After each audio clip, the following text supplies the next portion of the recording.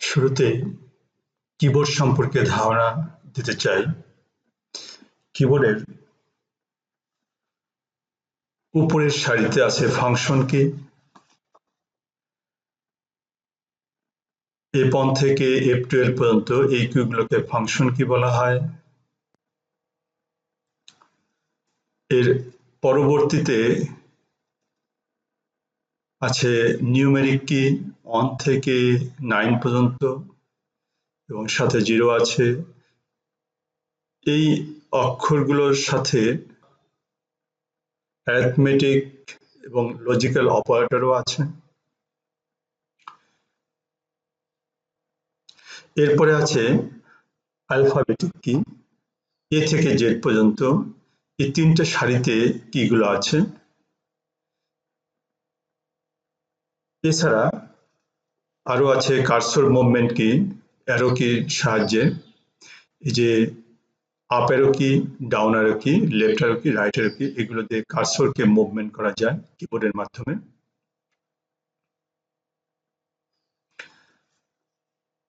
এছাড়া আছে স্পেশাল কি। স্পেশাল কিতে যে home, end, page up, page down, insert, delete এগুলো হলো স্পেশাল কি। ফাইনালি যে কিটা আলোচনা করব সেটা হলো কমান্ড কি। কন্ট্রোল, অল্টার, শিফট এগুলো হচ্ছে কমান্ড কি। এই কমান্ড কি অন্য কির সাথে যুক্ত হয়ে বিভিন্ন ধরনের কমান্ড দিয়ে থাকে। আর এই যে লম্বা যে বারটা দেখা যায় এই বারটাকে বলা হয় স্পেস বার। এটা স্পেস দিয়ে থাকে, একটা অক্ষরের পরে আরেকটা অক্ষর লিখতে গেলে এর মাঝে যে খালি জায়গা থাকে সেই খালি জায়গাটাই স্পেস বার দিয়ে দিতে হয়।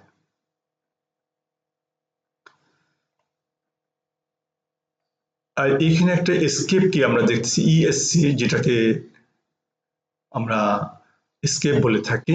এসকেপটা হলো কোনো কমান্ড দিয়ে দিলে তখন ওই কমান্ডকে বাতিল করার জন্য এই এসকেপ কিটা ব্যবহার করা হয়। কিভাবে টাইপ করতে হয় ইংরেজিতে সেটাই দেখানোর চেষ্টা করব। কম্পিউটারে কাজ করতে গেলে একইভাবে বেশিক্ষণ বসে থাকা বা এক নাগাড়ে একই দৃষ্টিতে তাকিয়ে থাকা, এটা শরীরের জন্য, চোখের জন্য বিভিন্ন ধরনের প্রভাব পড়তে পারে। তবে আমাদের যেটা করতে হবে, এই যে স্টাইলটা আছে, এই যে যেভাবে বসেছে ঠিক এই ব্যক্তির মতোই বসতে হবে, এই রং স্টাইলে বসা যাবে না। ওকে, কম্পিউটারের কিবোর্ডের উপরে কিভাবে হাত রাখবো সেটা এখানে ছবির মাধ্যমে তুলে ধরলাম। আমরা হাত সবসময় হোম কিতে রাখবো। হোম কিতে হচ্ছে ASDF semicolon LKJ। That means বাম হাতের লেফট সাইডে, বাম হাতে আমরা কনিষ্ঠ, অনামিকা, মধ্যমা, তর্জনী, এই যে চারটা আঙ্গুল, এই চারটা আঙ্গুলে আমরা সবসময় কনিষ্ঠাতে, লেফট সাইডের কনিষ্ঠাতে ASDF এবং এখানে রাইট সাইডে সেমিকোলন LKJ এভাবে ফিঙ্গারটা থাকবে। আমরা ঠিক এভাবে সবসময় আমরা উপরে নিচে যেখানে যাই না কেন, আরে যাই ঠিক আছে আবার এপে চলে আসব, সিতে যাই আমরা এপে চলে আসব, এইভাবে ইউতে যাই আমরা আইতে চলে আসব, জেতে চলে আসব এবং এনে গেলেও আমরা জেতে চলে আসব। আমরা এভাবে এই আঙ্গুলগুলো সবসময় আমাদের হোম কিতে রাখবো। তো চলুন বন্ধুরা, আমরা কিভাবে প্র্যাকটিসটা করব আমি বলে দিই। এখানে আমি একটা ছক করেছি ইংলিশ প্র্যাকটিসের ক্ষেত্রে। এই যে তর্জনীতে বলা হয়েছে FRC GTV, তর্জনীতে 6টা অক্ষর লেফট সাইডের FRC GTV। রাইট সাইডে আছে JUNHYB, JUNHYB। অনুরূপভাবে মধ্যমায় আছে ডিইএক্স, ডিইএক্স, ডি চাপবো, তারপরে ই চাপবো, তারপরে এক্স চাপবো। কেআইএম রাইট সাইডে, রাইট হ্যান্ডে কেআইএম, কেআইএম, কে চাপবো প্রথমে, তারপর উপরে আই, তারপরে এম। এভাবে অনামিকাতে এস ডাব্লিউ জেড লেফট সাইডে, রাইট সাইডে আছে এলও। কনিষ্ঠাতে এ কিউ লেফট সাইডে, রাইট সাইডে আছে, রাইট হ্যান্ডে আছে পি। তো ওকে বন্ধুরা, আমরা এখানে একটা এক্সারসাইজ আছে, যে এক্সারসাইজটা হলো Jio says that the quick brown Fox jumps over the lazy dog. আমরা এই টাইপটা বারবার করার চেষ্টা করব, তাহলে আমাদের ফিঙ্গার খুব অল্প সময়ের মধ্যে রপ্ত হয়ে আসবে। তো আমি একবার বলে দিই কি করতে হবে। A per C, GTV, JUN, HIB, DX, KIM, SWZ, LO, AQP, এটা আমরা মনে মনে বারবার আওড়াবো এবং টাইপ করব। এরপরে আসি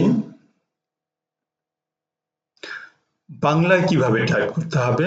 বাংলায় টাইপ করতে গেলে আমাদের দুইটা কাজ করতে হবে। একটা হলো এই ইংলিশ কিবোর্ডটাকে বাংলায় কিবোর্ডে রূপান্তর। এই যে বিজয় কিবোর্ড আছে, এখান থেকে আমরা বাংলা চয়েস করব, বিজয় ক্লাসিক অথবা ইউনিকোড, যে কোনো একটা, বিজয় ক্লাসিক অথবা ইউনিকোড। যদি আমরা বিজয় ক্লাসিক চয়েস করি, তাহলে আমরা এখানে শুটনি এম জে চয়েস করব, শুটনি এম জে, এটা চয়েস করব। চয়েস করে তারপরে আমরা এখানে টাইপ করব। আর যদি আমরা বিজয় ক্লাসিক না নিয়ে ইউনিকোড আমরা নিই, তাহলে আমরা এখানে নিকশ চয়েস করব, নিকশ, নিকশ চয়েস করে আমরা টাইপ করব। আমাদের প্রায় বাদবাকি জিনিসগুলো প্রায় একই থাকবে। আমি বিজয় ক্লাসিকে থেকেই এই ক্লাসটা শেষ করতে চাচ্ছি। এখানে বাংলা কিবোর্ড কিভাবে রপ্ত করতে হবে। আমার ইংলিশটা যখন রপ্ত হয়ে যাবে, আমি বারবার ইংলিশটা কি করতেছি, যে প্রথমে আমাকে ইংলিশ ফিঙ্গারটাই রপ্ত করতে হবে। আমার যে লেফট হ্যান্ড এবং রাইট হ্যান্ডের যে ফিঙ্গার গুলো আছে, সেগুলো সুন্দরভাবে আমরা বারবার প্র্যাকটিস করব। এ পার সি, জিটিভি, জেইউএন, এক্সআইবি, এসডব্লিউজেড, এলও, একিউপি, এই যে এগুলো আমরা রপ্ত করব। তো এখানে তর্জনীতে বাংলায় লেফট হ্যান্ডে আকার প এ, এপে আকার, আর এ প, সিতে এ, এবং পরবর্তী যে কিগুলো সেটা হলো ওই তর্জনীতেই হসন্ত টর, হসন্ত টর। রাইট হ্যান্ডে যে ক জ স, যেতে ক, ইউতে জ, এনে স, ব চ ন, ব চ ন, এসে ব, অয়ে চ, বিতে ন। তাহলে আমরা এটা এইভাবে প্র্যাকটিস করব যে আকার প এ, হসন্ত টর, ক জ স, ব চ ন, আকার প এ, হসন্ত টর, ক জ স, ব চ ন। আমরা এটা বারবার টাইপ করব। অনুরূপভাবে মধ্যমাতে রশ্মি ড ও, রশ্মি ড ও, ডান সাইডে ডান হাতে ত হ ম, অনামিকাতে রস্যু জ র ফলা, ডান সাইডে দ গ, কনিষ্ঠাতে লেফট সাইডে রি উম, এবং রাইট সাইডে পিতে ডয়সনর।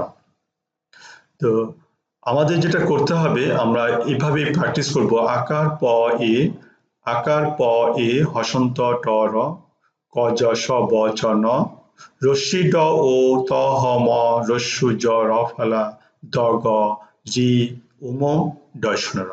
আমরা এটা বারবার ফিঙ্গার কিবোর্ডে নিব এবং বারবার টাইপ করব। যদি আমরা এই কাজগুলো আধা ঘন্টা থেকে 1 ঘন্টা প্র্যাকটিস করি, তাহলে দেখা যাবে। এভাবেই আমি টাইপ প্র্যাকটিসটা করব। এরপরে আমি আসি যুক্ত অক্ষর। বাংলাতে যুক্ত অক্ষর, ইংরেজিতে যুক্ত অক্ষর নাই, বাংলাতে যুক্ত অক্ষর। তবে এখানে আরেকটা কথা বলা দরকার আমার জন্য খুব জরুরি, যে আমি যে অক্ষরগুলো পেয়েছি সেটা হলো শিফট ছাড়া, মানে স্বাভাবিকভাবে যে অক্ষরগুলো আসে, কিন্তু শিফট চাপলে এটা পরবর্তী অক্ষর আসবে, সেটা বলে রাখি। শিফট চাপলেই আমরা কর জায়গায় খ পাবো, বর জায়গায় ভ পাবো, টর জায়গায় ঠ পাবো। কিছু কিছু জায়গায় এক্সেপশনাল আছে, সেই জায়গাটা হলো এরকমের যে এপে আকার, আকারের জায়গায় অকার, অ আসবে সরোয়া, হসন্তর জায়গায় দাঁড়িয়ে আসবে। এইভাবে রির জায়গায় রেপ আসবে, উমর জায়গায় তো অং। আমরা বাদবাকি যা আছে তা মোটামুটি ঠিকই আছে।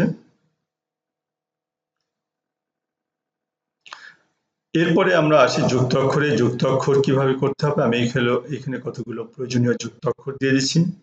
এই যুক্ত অক্ষরগুলো একটু খেয়াল করলেই এটা রপ্ত করতে মোটেও কষ্ট হয় না। যুক্ত অক্ষরটা কোন কোন অক্ষর মিলে যুক্ত হচ্ছে সেটা জানতে হবে। যে দুটো অক্ষর মিলে যুক্ত হবে ঠিক সেই দুটো অক্ষরের মাঝে জি চেপে লিঙ্ক করতে হবে, তখনই ওইটা যুক্ত অক্ষর হয়ে যাবে। যেমন আমি ধরি এই যে ক ক ক ক কয় ক ক জি ক, ক চাপতে হবে, ক কোথায় আছে, যেতে আছে, যে জি আবার যে, তাহলে কয় ক আসবে। তয় ত, ত কোথায় আছে, ত আছে এই যে ত, কেতে, তাই কেতে ত থাকলে কে জি, জি এবং ত, এটা চাপতে হবে। এভাবে চাপলে তখন তয়ত আসবে।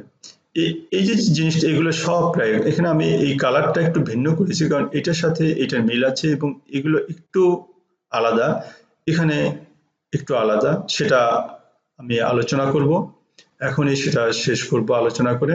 তো এখানে দেখি শয় তরফলা কিভাবে লেখা হয়েছে, স জি ত, আবার রফলা, এই রফলার সাথে তর সাথে যেটা, এখানে কিন্তু জি দেওয়া হয়নি। ন জি ত রফালা, এখানে তর সাথে রফালার সাথে কোনো জি চাপা হয় নাই, কারণ এগুলো অক্ষর না, এগুলো ফালা। নর সাথে তি ত যুক্ত করা হয়েছে, ন জি ত, এখানে রস্যুকার দিতে আর জি চাপার প্রয়োজন হয় নাই। রস্যুকার দীর্ঘকার এগুলো দিতে এখানে জি চাপার প্রয়োজন হয় না। তবে এখানে একটা লক্ষণীয় ব্যাপার যে জি চেপে আমরা স্বরবর্ণ গুলো নিয়ে আসতে পারি। কিছু কিছু স্বরবর্ণ এখানে এই যে দিয়ে দিচ্ছে ম্যাক্সিমাম গুলোই। জি, জি কার চাপলে রি, রস্য, জি দিয়ে রস্য দিলে রস্য, দীর্ঘ দিয়ে দীর্ঘ, রস্য দিয়ে রস্য, দীর্ঘ দিয়ে দীর্ঘই, এ দিয়ে একার, ওই দিয়ে ঐকার, ও দিয়ে ঔকার, ডবল চি দিলে হসন্ত।